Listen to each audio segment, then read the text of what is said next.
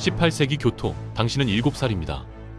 어느 날 낯선 여자가 집에 찾아와 당신의 얼굴을 살피고 손을 뒤집어보고 귀를 확인합니다. 시장에서 과일 고르듯이요. 그리고 부모는 돈을 받고 당신은 화려한 가마에 실려 어딘가로 끌려갑니다. 축하합니다. 당신은 일본에서 가장 특별하다는 여자들의 세계에 선발됐습니다. 하지만 아무도 당신에게 원하는지 묻지 않았죠. 오늘은 게이샤, 정확히는 교토의 게이코로 살아가는 삶이 얼마나 잔혹한지 이야기해보겠습니다. 일본의 게이샤 제도는 17세기부터 본격적으로 시작됐습니다. 게이샤는 예술을 파는 여성이라는 뜻인데 교토에서는 게이코라고 불렀죠. 이들은 춤과 노래, 악기 연주, 차 예절 등 전통 예술을 익혀 부유한 남성들의 연회에서 공연하고 접대하는 일을 했습니다. 겉으로 보면 화려하고 우아한 직업처럼 보이지만 실상은 어린 소녀들을 사고 파는 인신매매 시스템이었어요. 대부분의 게이샤는 가난한 집안에서 태어나 6살에서 10살 사이에 오키야라는 게이샤 하우스에 팔려왔습니다. 부모가 받는 돈은 빚이 됐고 그 빚은 소녀가 평생 갚아야 할 족쇄가 됐죠. 1780년대 교토의 한 가난한 마을에서 한 소녀가 태어났습니다. 7살 때 오키야의 관리인이 찾아왔고 부모는 소녀를 팔았어요. 기근이 심했던 시기였고 잎 하나를 덜면 나머지 식구가 살 수 있었으니까요. 소녀는 가마에 실려 교토의 화류계, 기온 지역으로 끌려갔습니다. 첫날 밤부터 집이 그리웠지만 돌아갈 곳은 없었어요. 문이 열리고 누군가 들어왔는데 하얀 얼굴에 붉은 입술, 머리는 지붕보다 높아 보이는 여자였습니다. 화려한 기모노에서 꽃향기가 났고 움직임은 물처럼 부드러웠죠. 소녀는 숨이 멎을 정도로 아름답다고 생각했습니다. 진짜 게이샤였으니까요. 하지만 그 여자가 소녀를 보며 첫마디를 던졌습니다. 차를 가져오라고 쥐새끼라고 불렀어요. 꿈은 순식간에 깨졌습니다. 소녀는 첫날부터 서열을 배웠죠. 자신의 위치는 집 고양이와 어제 남은 밥 사이 정도였습니다. 다른 7살 아이들이 인형놀이를 할 때 소녀는 무릎을 꿇고 앉아 있어야 했어요. 오래, 아주 오래요.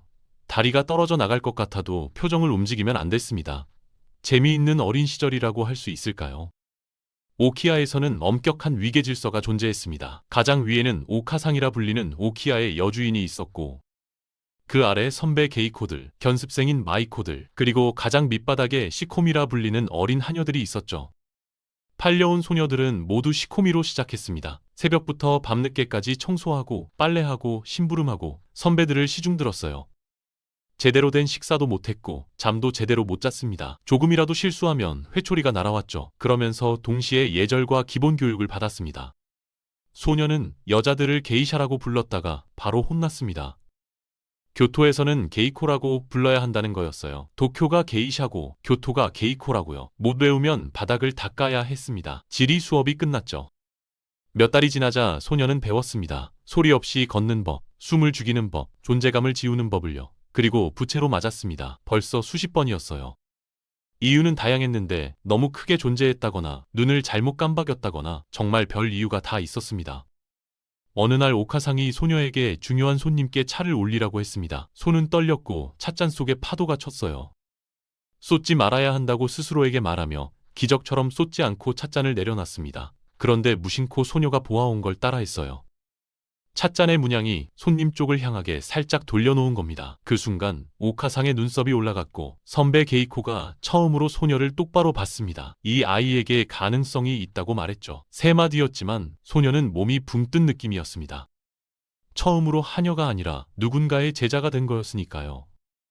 물론 여전히 방구석의 낡은 이불에서 잤지만요. 괜히 기대하지는 말아야 했습니다. 훈련은 더 깊어졌거든요. 해 뜨기 전에 일어나서 다리가 비명을 지를 때까지 스트레칭했고 머리 위에 책을 올리고 걸었습니다.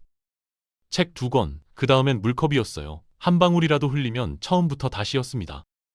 오후는 샤미센 연습이었는데 손끝으로 줄을 뜯다 보니 피가 났고 굳은 살이 생겼고 또 피가 났어요. 선생은 80살인데 조준이 미쳤다고 할 정도로 정확하게 대나무 막대로 손을 때렸습니다. 소녀는 손가락으로 음악 피구를 하는 것 같았죠. 저녁엔 예절 교육이 있었습니다. 사케 따르는 법만 37가지였고 모르는 사업을 칭찬하는 법이 23가지, 대화 가능한 주제 15개, 금지 주제는 300개였어요. 내일 시험이라고 했습니다. 13살이 되면 기모노 문양을 전부 외워야 했고 오비 매듭만 보고도 그 사람의 등급과 성격을 읽어야 했습니다. 세상에선 쓸모없는 지식이었지만 여기선 생존이었죠. 게이코가 되기 위한 교육 과정은 보통 5년에서 6년이 걸렸습니다. 그동안 춤, 노래, 샤미센과 같은 악기, 연주, 다도, 서예, 시짓기 등을 배웠는데 하나하나가 완벽해야 했어요. 스승들은 가혹했고 실수는 용납되지 않았습니다. 한 가지 더 중요한 건 이 모든 교육비가 빚으로 쌓인다는 거였죠. 레슨 한 번, 기모노 한 벌, 머리 장식 하나, 모든 게 장부에 기록됐고 나중에 갚아야 할 돈이 됐습니다. 어느 날 오카상이 견습생 4명을 큰 방으로 불렀습니다. 셋은 계속 한여로 남고 한 명만 정식 수련을 시작한다고 했어요. 심장이 미친 듯이 뛰었고 모두가 들을 것 같았습니다.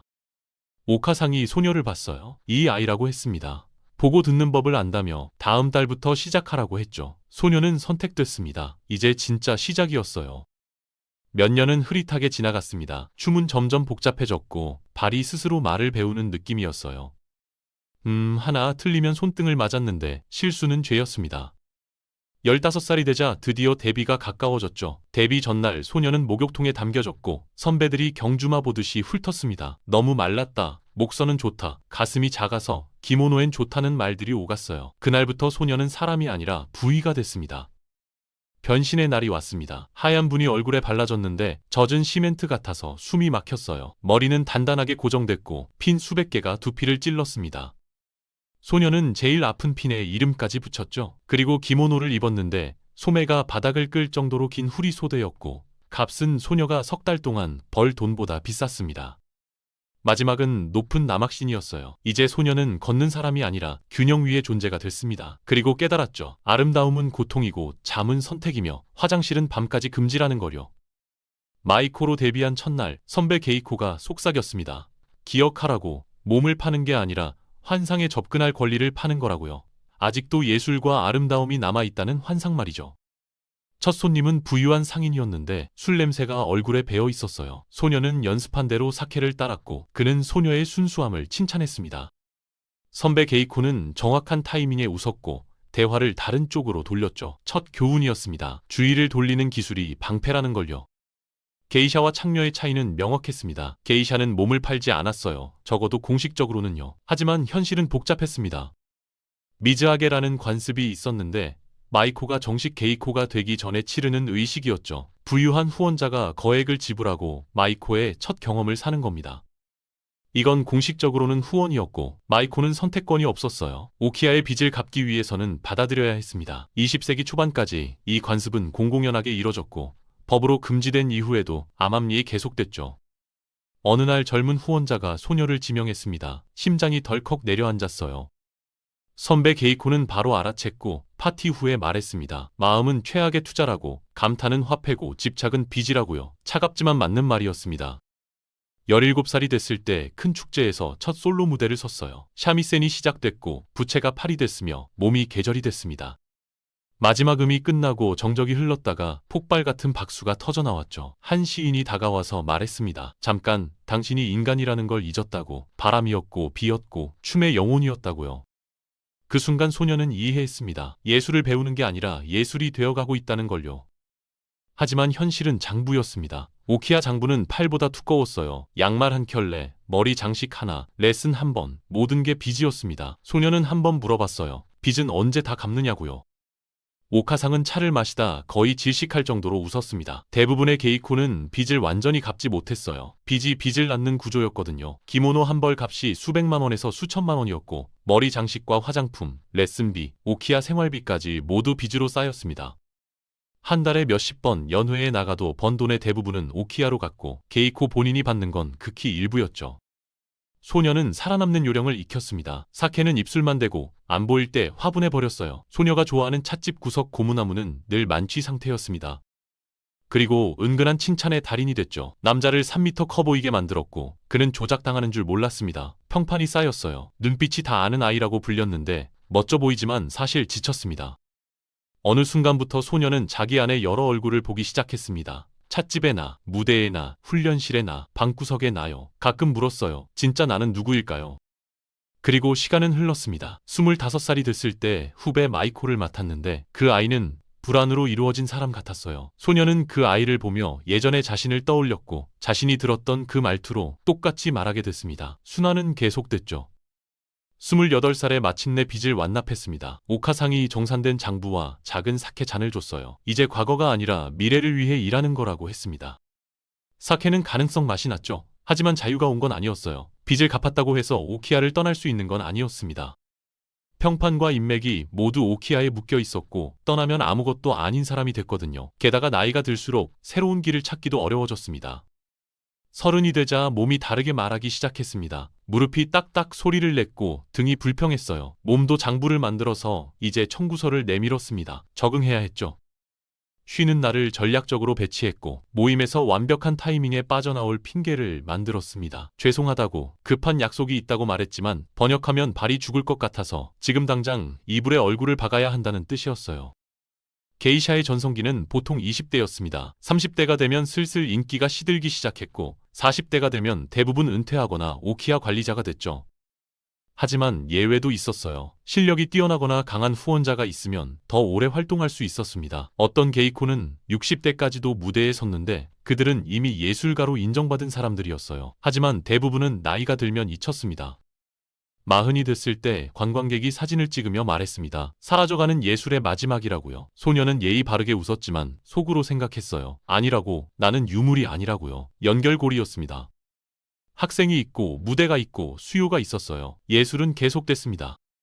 현대의 게이샤 세계는 많이 바뀌었습니다. 20세기 초반만 해도 8만 명이 넘는 게이샤가 있었지만 2020년대에는 1000명도 안 됩니다. 대부분 교토의 기온과 도쿄의 아사쿠사 같은 전통 지역에 집중돼 있죠. 법적으로 미성년자를 오키아에 팔 수 없게 됐고 미제하게 같은 관습도 공식적으로 금지됐습니다. 하지만 여전히 엄격한 위계 질서와 빚 시스템은 남아있어요. 기모노 한 벌에 수천만 원, 머리 장식에 수백만 원이 들어가고 이 모든 비용은 견습생이 나중에 갚아야 할 빚이 됩니다. 어느 밤 마지막 손님이 떠난 뒤 거울을 봤습니다. 하얀 화장 아래 웃음주름을 손끝으로 더듬었어요. 그리고 생각했습니다. 겁먹은 7살의 자신을요.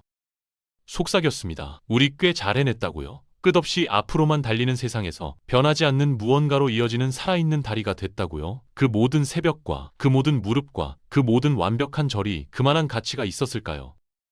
게이샤 제도를 예술로 볼 것인가, 착취로 볼 것인가는 여전히 논쟁거리입니다. 어떤 이들은 일본 전통 문화의 꽃이라고 말하고 어떤 이들은 여성 인권을 짓밟는 잔재라고 말합니다. 하지만 분명한 건 그 화려한 기모노 뒤에는 어린 나이에 팔려와 평생 빚에 묶인 채 살아야 했던 여성들의 고통이 있다는 겁니다. 그들은 예술이 되기 위해 사람이기를 포기해야 했고 아름다움을 위해 자유를 내놓아야 했습니다. 오늘날에도 게이샤는 존재합니다. 관광객들은 그들을 보며 감탄하고 사진을 찍고 일본 문화의 아름다움이라고 칭찬하죠.